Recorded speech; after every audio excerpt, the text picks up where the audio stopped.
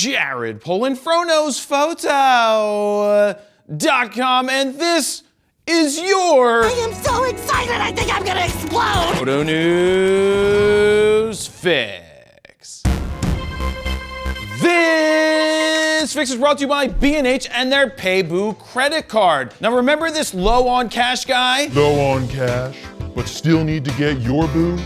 Don't worry. Well, he was actually me, and I'm actually him. I didn't know if you could tell that. So what is Payboo? It's not what you're thinking, and actually, what are you thinking? Because it's a credit card that helps you save on tax. That's right, when you use your Payboo card to make a purchase at B&H, you pay the tax, and B&H pays you back the same amount instantly. No points to redeem or other mishigash, AKA craziness. Just think about it. If you spend $10K in new gear and your tax is 8% like me, you're saving $800, and that's a big deal. Remember, it's on anything you buy at B&H. It could be computers, lighting, accessories, hard drives, cameras, lenses, even TVs. For real, if you're going to be buying gear, this is a no-brainer. To sign up for your Payboo card right now, head on over to bhphotovideo.com/Fro. Tell them the Payboo guy sent you. Use your Payboo card. First up, is this the death knell for short form video? Christy. For the last roughly year and a half, there's been a huge push by every social network to try and take eyes away from TikTok. You had Be Real, Instagram Reels, YouTube Shorts, and I'm sure a ton of other clones. And one way Instagram tried to encourage you to make Reels was to offer you what they called Reels bonuses. Now, I actually got offered this and probably made this sound when reading the offer.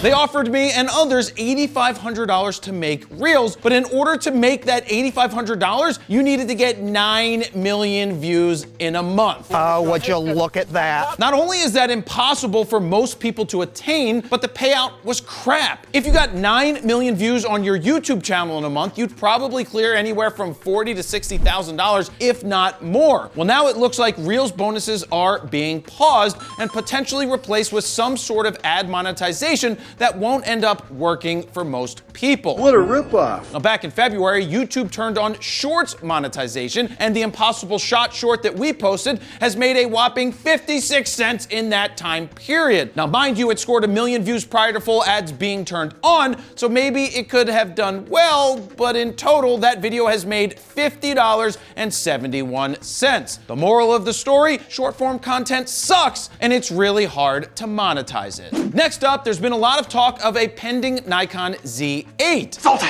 But there's been no official word from Nikon just yet. Nikon Rumors posted some unconfirmed information that suggests we might see an announcement in April, with the camera potentially shipping in May. Now, I've personally heard nothing from Nikon about the Z8, and even if I have, I wouldn't be telling you right now. Duh. Now, here's what Nikon Rumors thinks they know: that the Z8 will be a hybrid camera, get this, between the Z7 and Z9. We got a modern day Carmen Sandiego on our hands over there at Nikon Rumors. That's some crack reporting, guys. We now take you over to Nikon Rumors headquarters. Okay, they have a Nikon Z7 and a Nikon Z9. I've got it! Eureka! They're gonna call it the Z8. They go on to say that the Z8 will have improved AF, improved EVF, same sensor as the Z9, which I still can't see happening. Will have the same battery as the Z7, external battery grip, 8K 60 video, and USB-C charging. So what they're saying is it might be as good as the Canon R8. Now, in my opinion, Nikon needs to knock it out of the park with the Z8, but I still think it might be too little too late. It's just too little too late.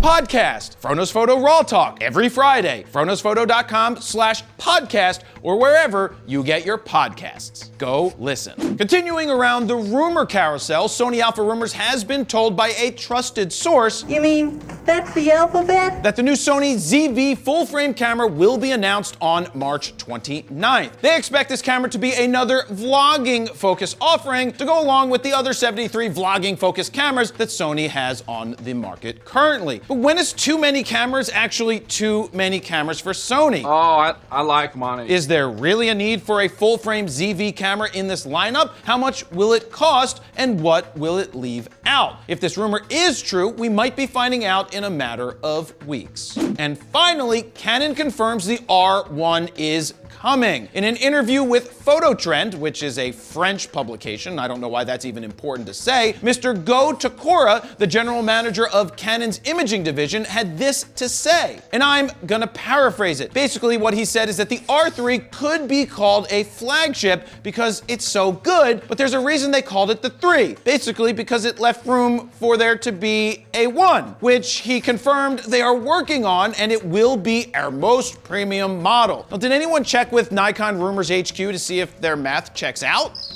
Now, Go collected $200 but did not confirm a release date. Now, if I were a betting man, which I am not, I say we won't see or hear anything about the R1 until this time next year. Yep, we're not getting an R1 until 2024. And there you have it. That's your photo news fix this time around. To check out the last fix, go ahead and click on the screen right here. Don't forget to like, share, comment, and subscribe. And that's where I'm gonna leave it. Jared Polin, FroKnowsPhoto.com. See ya.